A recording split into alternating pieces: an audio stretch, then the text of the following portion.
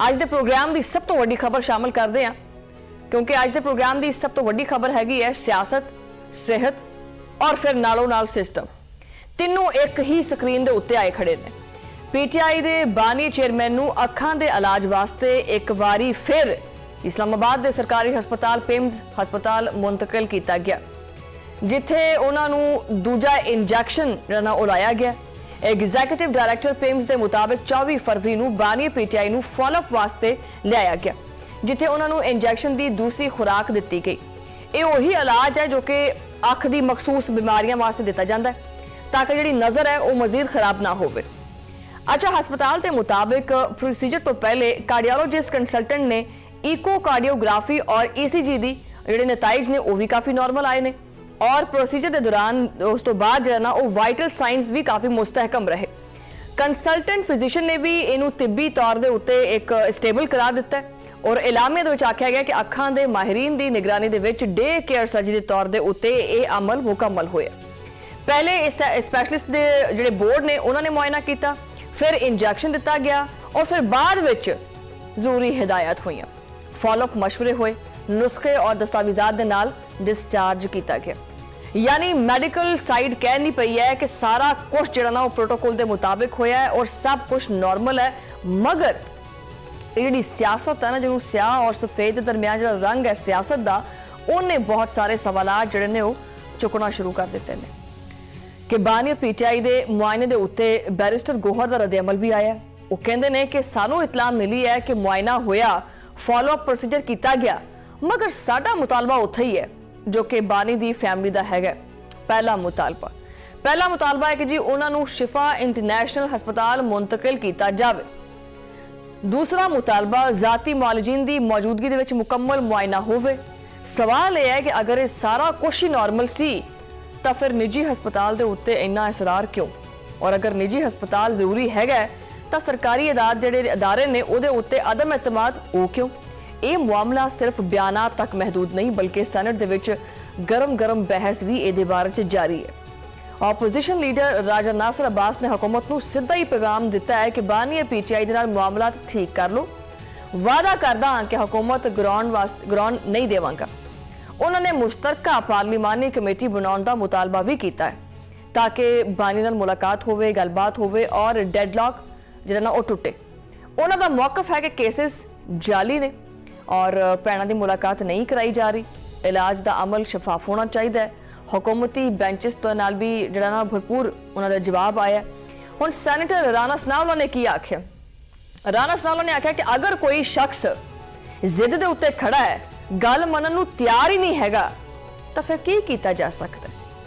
असीं मुल्क की बेहतरी वास्ते बहन नूं तैयार हैगे आ, असीं मुज़ाकरात भी करना चाहते हैं, और आप सियासी अमल का तुसीं हिस्सा भी जिहड़ा ना बनो। उन्होंने यह भी आख्या कि इलाज का मामला अदालत दे विच हैगा। सुप्रीम कोर्ट जिहड़ी है नोटिस ऑलरेडी लै चुकी है और फ्रेंड ऑफ कोर्ट मुकर्रर है। हुकूमत ने इलाज कराया है, यानी हुकूमत ये कहती पई है कि मामला कानूनी फ्रेमवर्क के अंदर हैगा, इनू सियासत ना बनाओ।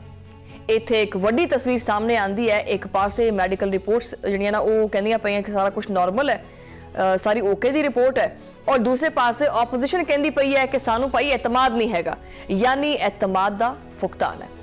सवाल ये नहीं कि इंजैक्शन लाया है कि नहीं, सवाल यह है कि शफाफियत की सतह की है, कि बानी दे जाती डॉक्टर्स नूं मुकम्मल रसाई हैगी है, कि फैमिली मुतमईन हैगी है, और सारियां तो वध के कि की ये सारा मामला सिर्फ सेहत का हैगा या सियासी बयानियां का भी हिस्सा बनता जा रहा है। वज़ीर आज़म के मुशीर बराए सियासी अमूर राणा सनाउल्लाह ने सैनट दे विच आख्या कि डॉक्टर नदीम कुरैशी नूं इन्हां दे मुतालबे दे उत्ते शामिल किया गया, सारा मुआयना भी होया और ट्रीटमेंट नूं दुरुस्त करा दिता गया। उन्होंने ऑपोजिशन नूं याद दिलाया कि सियासत दोनों दे मिसाके जिहड़ा ना वो जिहड़ी जमहूरीयत है वो हुंदी है, मगर उन्होंने दे लीडरां ने बरसां तो आख्या कि जी मैं किसी नूं छड्डांगा नहीं।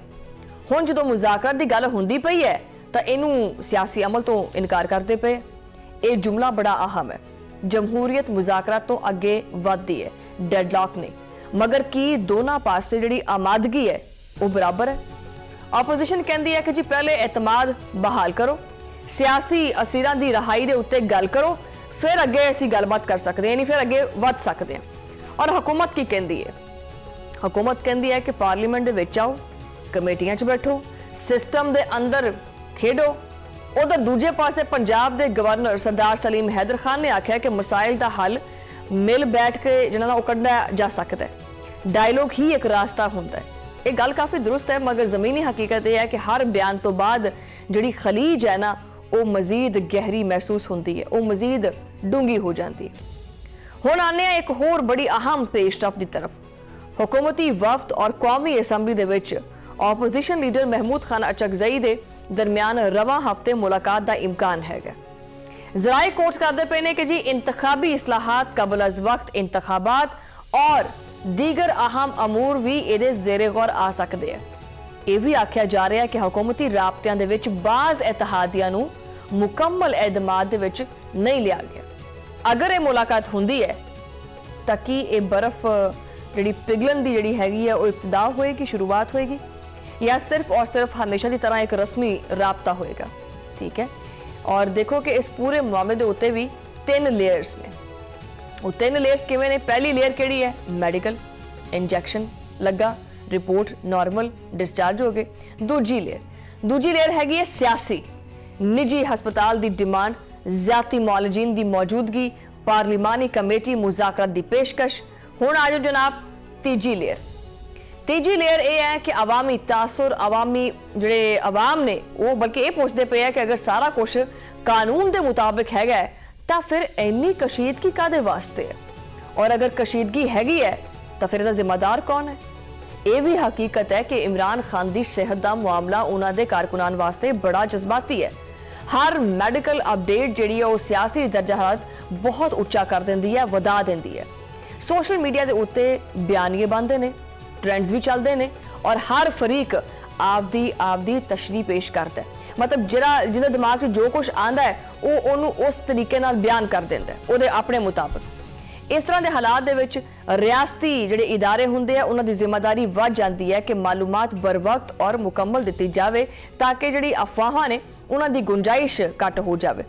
दूसरे पासे हुकूमत वास्ते भी ये बहुत बड़ा इम्तिहान है कि अगर वो वाकई मुज़ाकरात चाहती है तो एतमाद साजी के इकदाम दिखाने चाहिए ने। ऑपोजिशन वास्ते भी लम्हा फिक्री है कि हर मामले नूं सड़क के उत्ते या स्क्रीन के उत्ते लियाना हल नहीं है। ये पार्लीमेंट के अंदर संजीदा गलबात ज्यादा मौसर होंदी है। इस तो ज्यादा सैनेट की बहस दे विच एक जुमला बार बार जिहड़ा ना गूंजदा रहा कि असीं बैठन नूं तैयार हाँ, मगर बैठन वास्ते मेज़ भी चाहिए है और नीयत भी होनी चाहिए है। की मुश्तरका पार्लिमानी कमेटी बनेगी? की बानी नाल बाज़ाब्ता सियासी डायलॉग होएगा? की इंतखाबी इस्लाहात दे उत्ते पेशरफ्त होएगी, या ये सारे जिहड़े बयानात दी जिहड़ी हद है उत्थे तक ही रह जाएंगे? उधर अदालत उज़मा की निगरानी का पहलू भी बड़ा अहम है। जो सुप्रीम कोर्ट ने नोटिस जिन्ना लै लिया और फ्रेंड ऑफ कोर्ट मुकर्रर जिहड़ा वो कर दिता है तो कानूनी अमल आपकी रफ्तार नाल चलेगा। मगर सियासी हल जिहड़ा ना वो अदालत नहीं, सियासत जिहड़े ना वो जिहड़े सियासतदान ने वो मिल बैठ के दा हल करते हैं। अगर दोनों पासे एक एक कदम अगे वजाया जाए तो कोई ना कोई रास्ता निकल जाता है। आवाम की नज़र दे विच असल सवाल बड़ा ही सादा है। वो सादा सवाल यह है कि मुल्क मजीद कोई महाज आराई का मुतहमिल हो सकता है? मैशत पहले ही दबाव च हैगी है, सियासी अदम इस्तेहकाम सरमायाकारी नूं मुतासर करता है, और हर रोज़ की कशीदगी आम आदमी के हिसाब के उत्ते बहुत असर पाती है। इस तरह के हालात दे विच क़यादत की जिम्मेदारी मजीद वध जाती है कि ज़ाती और जमाती मफाद के उत्ते उठ के कौमी मफाद नूं तरजीह दी जाए। पर ये बारे सोचना नहीं ना किसी ने, उन्होंने कहा कौमी मफाद नूं असीं की करिए, सानू ज़ाती मफाद चाहिए। बानी PTI की अख का इंजैक्शन महज एक तिब्बी अमल नहीं रहा। ठीक है, पहली तो गल ये हो गई, ये सियासी अलामत बन गया। एक पासे हुकूमत कहती पई है कि जी सारा कुछ कवायद के मुताबिक है, दूजे पासे ऑपोजिशन कहती पई है कि एतमाद बहाल करो।